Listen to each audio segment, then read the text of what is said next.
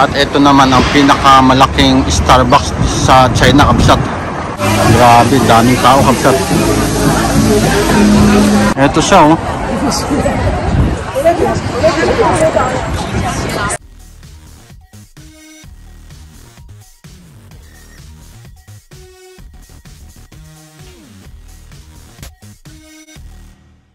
Grabe, biglang lamig naman na, kabsat. October pa lang, 2025. At mahangin pa ngayong araw. At magandang araw sa inyong lahat, kabsat. At welcome back ulit sa akin channel. Ngayong araw ay pupunta tayo sa West Nanjing para makita yung bagong gawa na Louis Vuitton na shop na Huggies Barko.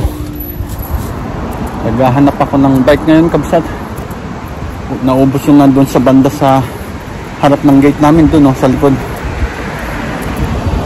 Punta muna ako dito sa banda dito. At magbabike muna ako papunta dito sa Yan'an Road.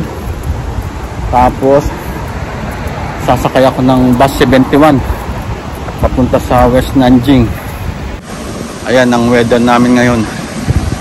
Bali 3 araw ng ganito, makulimlim tapos mahangin. Akala mo may bagyo.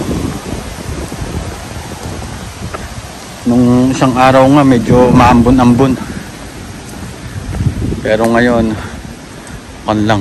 maulap lang. Ito, kabsat, nakakuha na ako ng bike at papunta na ako sa sasakyan kong bus 71. Ayan ang view sa likod, ganda. Ang mga puno green na green. Ayan na yung bus 71, kabsat, oh.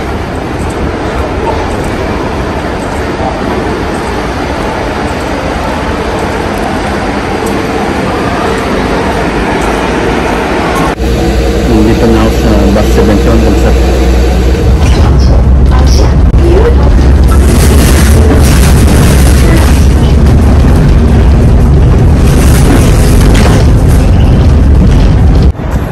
Bababa ko lang dito sa Maoming Road, kabsat. Ayan, kabsat, oh, Maoming Road. Tapos dito tayo diretso.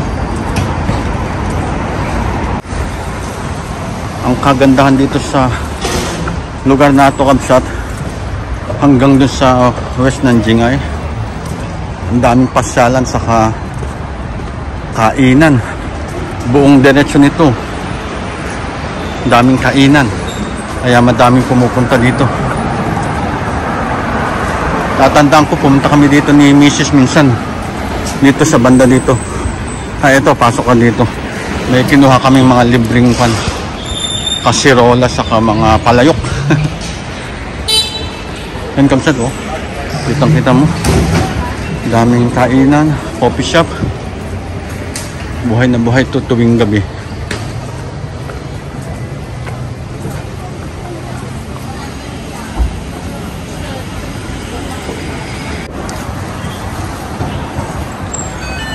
Dito, kabsat, magmula dito sa kanto na to hanggang dun, ang daming tao dyan, mas lalo na paghapon. Sikat din tong area na to.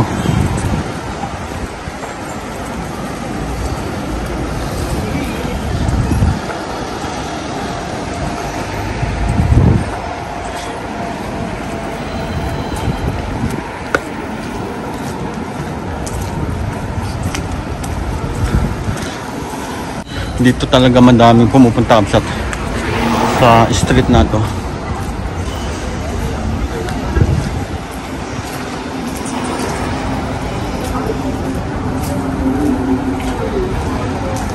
Gaganda ng mga building, kabsat, oh. Parang Italian na style. Dito tayo sa kabila pa makita natin to. Yan, oh, ganda ng design itong building na to. Yonex, Shanghai. Tapos sa loob niyan, kabsat, mga pasyalan din saka restaurant, coffee shop. Diretso lang tayo kabsat. At malapit na tayo dun sa sinasabi kong Louis Vuitton na hugis barko.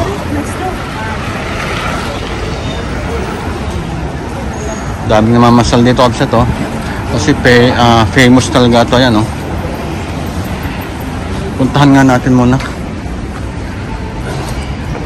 Libot lang tayo dito sandali para maipakita ko naman sa inyo tong lugar na to dito sa West Nanjing na palaging pinupuntahan ng mga turista. Yan, ganda. Yan, okay, mga lumang bahay pero ang gaganda. Nandito na ulit tayo sa labas kabsat. Ganda oh. Talagang mapapakain ka dito dahil ang daming ang kainan. Yan.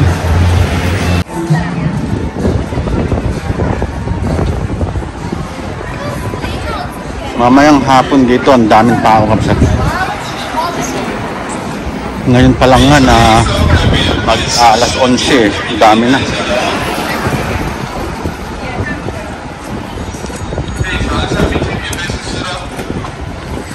Tapos ito yung pinakamalaking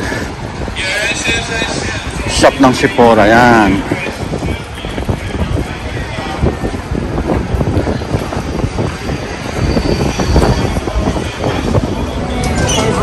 At meron ding Uniqlo dito kabsat na no. Yung napakalaking building na yan.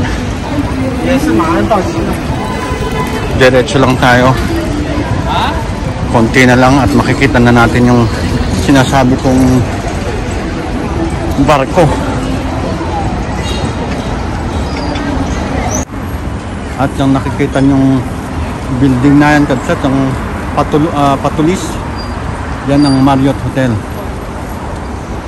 At ito naman ang pinakamalaking Starbucks sa China kabsat, Starbucks Reserve Roastery. Mamaya try natin magkape dyan. Nandito na tayo kabsat. Grabe ang ganda sa personal kabsat nitong Louis Vuitton na hugis barko. Nakikita ko lang to sa WeChat eh, pero hindi ko akalain na napakaganda. Ayan kabsat oh. Ang ganda sa personal.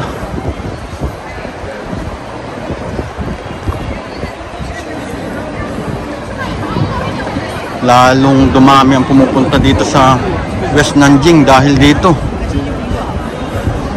Ganda niya oh. Ayan. Tapos kabsat kung gusto mong pumunta sa loob, may bayad na 180 yata o 150. Pero hindi na ako pupunta sa loob. Ibili ko na lang ng kape ko saka tinapay ko yun. Mabubusog pa ako. Yan o, ganda. Wow.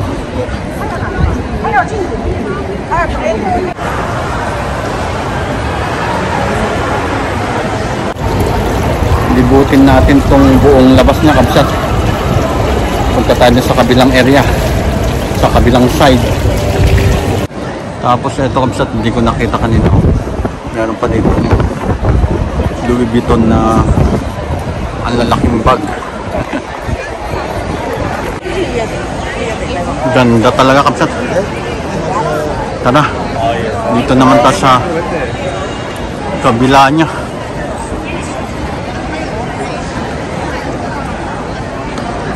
Ang taas, talagang parang barko.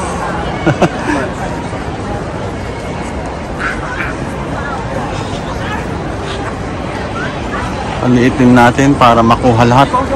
Ayan.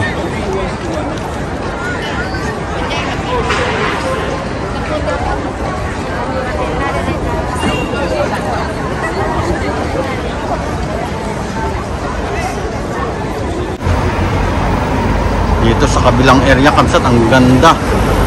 Kuhang-kuha lahat. Kunin natin hanggang sa likod.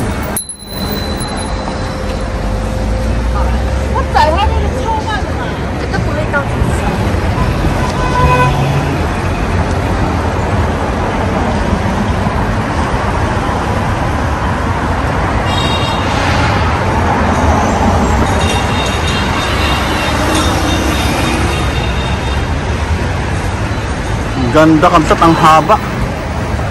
Talagang parang passenger na barko.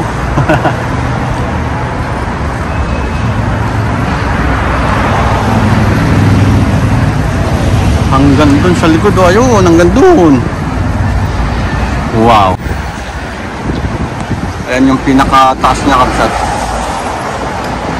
Makikita mo dyan sa taas sa second floor yata o third floor yung bar and restaurant. Tapos siyempre yung mga sa first floor, mga Louis Vuitton na bag, damit at iba pa.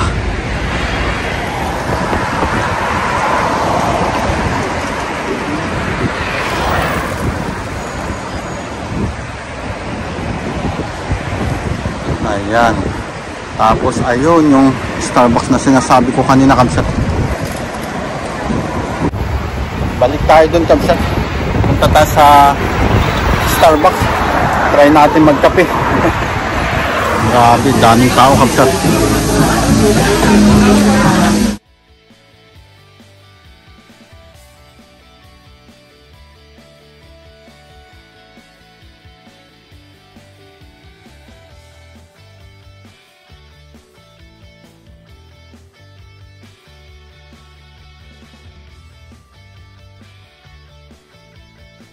Tapos dito niluluto yung coffee beans kamsat.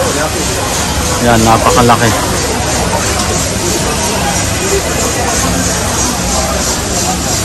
Ito pa yung pangalawang coffee bar nila kamsat. Tapos meron pang tatlo sa taas. Kung hindi ako nagkakamali. Tapos pagkatapos maluto, dito na yung packaging.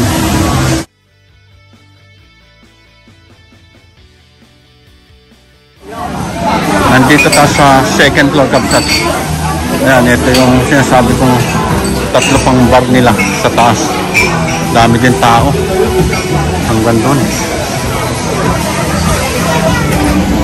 Grabe kamsat, dahil sa sobrang dami ng tao ngayon at ang daming bumibili ng kape, maghintay daw ako ng 15 to 20 minutes.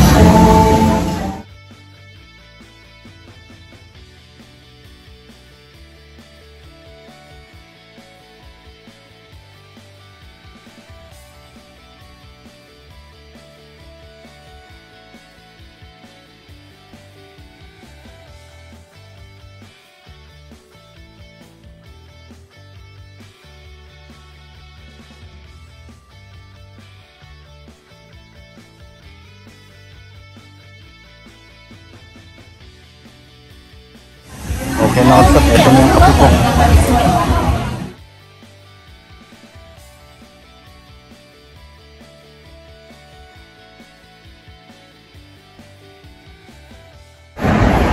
Ayun kapsat, tapos na akong nagkape at pauwi na ako. At dito ko natatapusin ang ating vlog kapsat. At sa ayaw at sa gusto nyo, mag-subscribe. God bless!